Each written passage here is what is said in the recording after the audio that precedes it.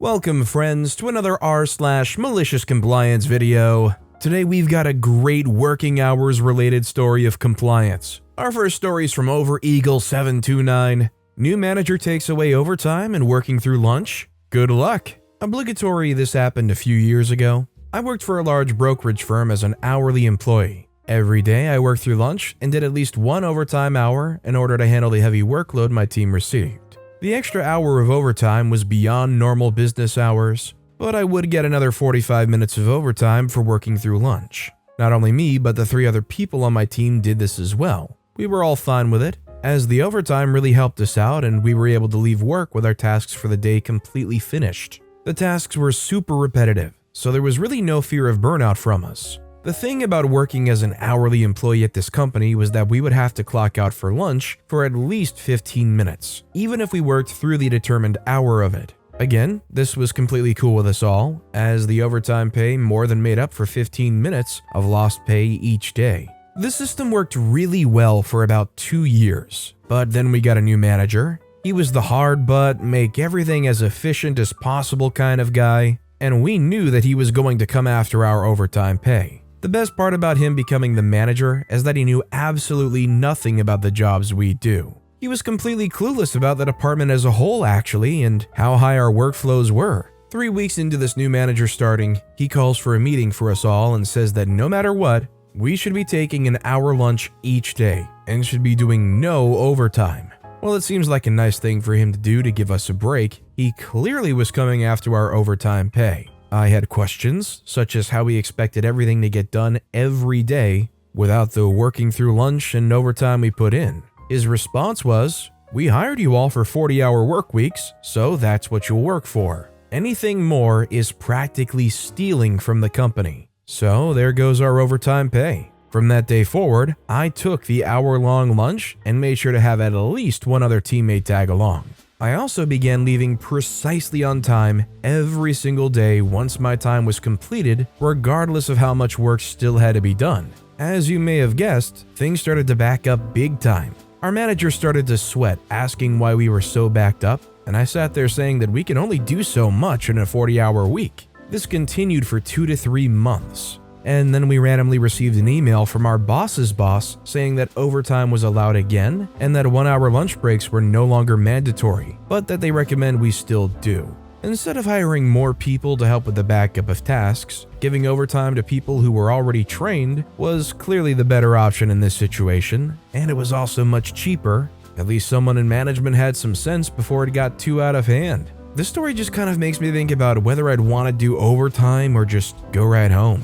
Are you the kind of person that if offered overtime, you'd rather work it and get that extra money? Or if you're supposed to work 40 hours a week, would you rather just work those 40 hours and go right home? Let me know what you guys preferred down in the comments. Our next story is from Zegan. Don't want us to drive over your grass? Okay, then curbside delivery it is. My father-in-law just retired trucking and is helping his sons that have a small local delivery company. They mostly work with some hardware stores that offer free shipping, that way they get more sales. Then they call some delivery companies and use the cheapest one. The terms for the free shipping is that it's curbside. If they want anything else, they have to pay extra. So last week they had this customer that asked for a lot of construction material since they were remodeling their home.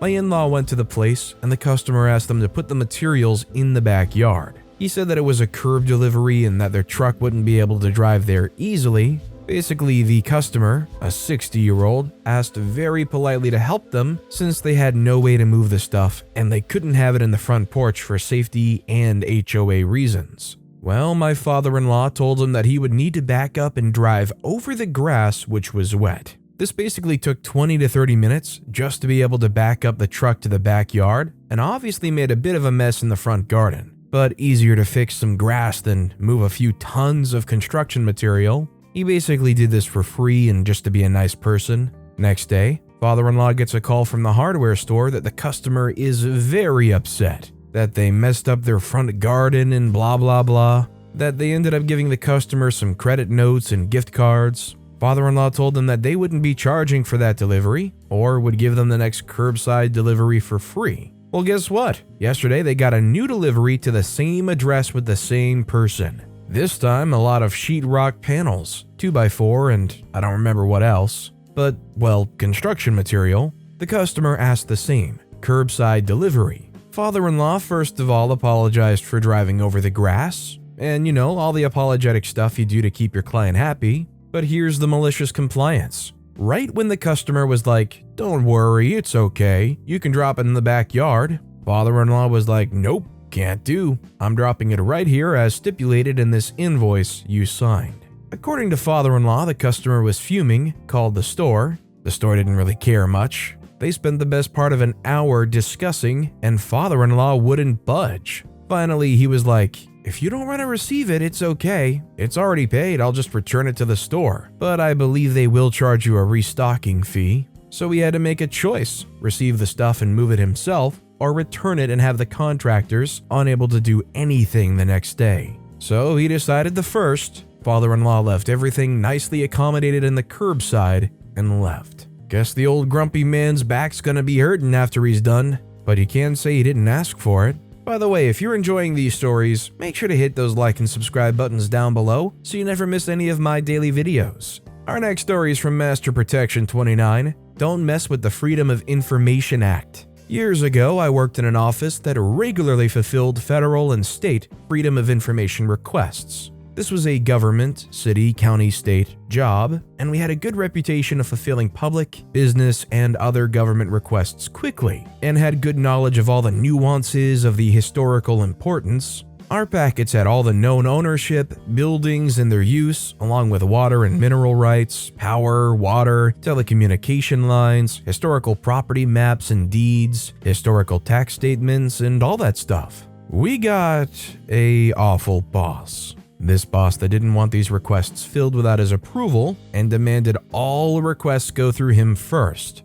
The man was a horrible micromanager, and if you didn't coddle his delicate moods, he would become extremely verbally aggressive, would get into your face yelling and throwing stuff, sometimes in your direction. If you happened to be female, he was a complete butt-grabbing sleaze. The one time he did this to me, when he ran out of words to yell and things to throw, I smiled, which upset him more, and told him, "I've heard worse from people who were supposed to mean more to me. Bring it." Maybe not my best response. Bad boss had also during this time demanded we use his personal email and sent said emails from a personal email. In other words, do not use government-issued emails. His demands for all this pissed me off. So, after a cocktail or three, I came up with a beautifully evil, devious plan. I was tired of waiting on the slow investigation of reported complaints. I contacted all my friends, regular packet requesters who owned, were looking to own, and whose extended families owned property, residential, business, agricultural, whatever. Helped them fill out the request to ensure they were in compliance and will be emailed to my boss's work email. The email he didn't use. All emails came from the compliance office or public relations, not my office. Over 100 requests were sent to him that were never responded to within the Freedom of Information Act time regulations. This put the state and federal attorney general's office's eyes on him and his actions. As soon as their investigation started, he was relieved of all responsibilities, put on leave, and all office activities scrutinized by the attorney general's office, who placed a team to manage us all. This was a little unplanned snafu I happily endured. All because everything he did was thoroughly investigated. He was fired for trying to 1. Have agency-owned assets devalued so he could buy, 2. Sell devalued assets at a trumped-up price, 3. He was purchasing items with office funds that were for his personal use. Since then, his sexual intimidation and harassment charges have gone to court. I don't know what happened, and yes, I fulfilled all the Freedom of Information Act requests. I think it kind of just goes without saying, if you work in a position that can be directly scrutinized by the federal government, you probably don't want to mess around and find out. Some people do and some people get away with it, but for those that slip up, the government's probably going to try to make an example of you. This next story is from Kurdrin, my maliciously compliant kid. We have 2 kids, 5 and a year and a half old, and they are extremely smart. My oldest is at that point where he's figured out that he can't get in trouble if he doesn't get caught. This, of course, has translated to bedtime as well. We have a rule in our house that he needs to be in bed by a certain time, but he doesn't need to be actively going to sleep until an hour later. We have an alarm clock for that. During that time, he's allowed to read in his bed via his little light. The one major rule is no toys in bed at bedtime. The past couple of nights when I've gone in to check on him, I've found a mess of toys in his bed, which, per our rules, are promptly removed and he's not allowed to have them back the next day to his great dismay. This leads us to last night. My wife and I are watching a movie in the living room when I hear the thump of a toy hitting the ground. I sigh, pause the movie, and head to his bedroom for more toy confiscation. When I open the door, I'm greeted to his room being almost completely black. Strange. Looking through the dark, I find I'm not in his bed, but perched on the chair of his little desk, stone still, with his hands over his little light that he has just shut off in hopes of me not catching him. You know that kind of stillness you got into as a kid when you were caught red-handed doing something you know you weren't supposed to be doing? Yeah, that kind of still. Stifling a chuckle, I move over to him. "What are you up to, buddy?" I ask as I click on the light. Now I can see that he's reassembling one of his Lego projects, and the thump I heard was the Lego helicopter falling off his desk. As I take this all in, I hear a hushed and hurried whisper, "There are no toys in my bed." I say, "What?" Again, as if afraid mom's going to hear, he whispers, "There are no toys in my bed." Now I'm struggling to keep a laugh down. He's technically correct, the best kind of correct, because the rule is no toys in bed. But there's no real hard and fast rule about stay in bed. We've never needed it because it's never come up.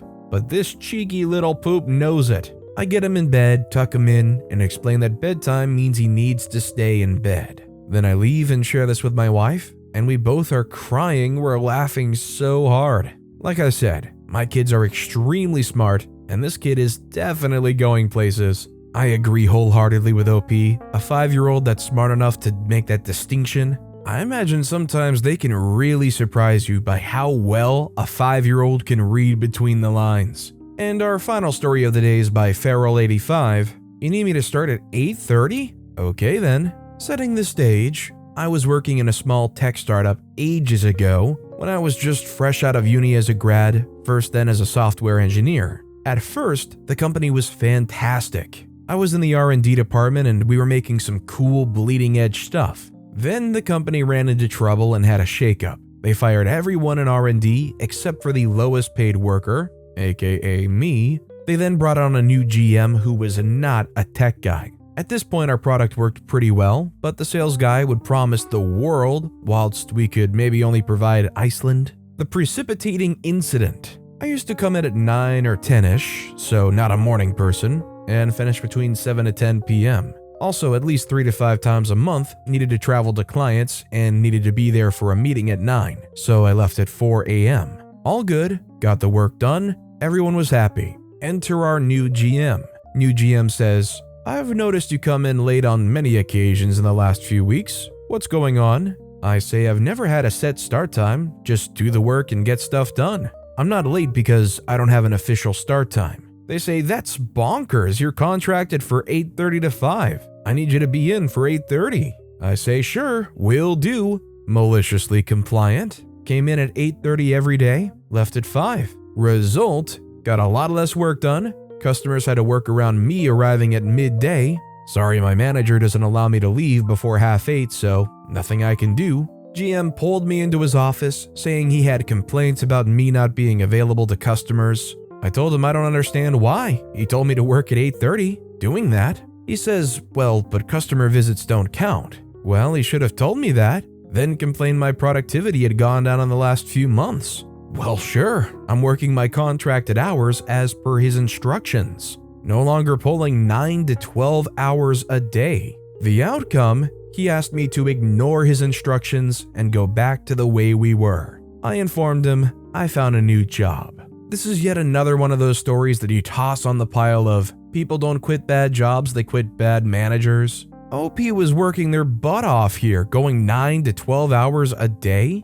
Clearly they didn't value OP the way they should have, or maybe this new GM was trying to cut costs, I don't know. But you would have thought that they would have surveyed how much work OP was actually pulling and whether it was realistic to cut back his hours. But I guess that would be bonkers, wouldn't it? But with that being said, that's all the time we have for today. Now, if you want to hear another malicious compliance story that was crazier than any of the ones in this video, click on that left video. Or if you missed my latest video, click on the right. But with that said, I'll see you all next time with some more stories.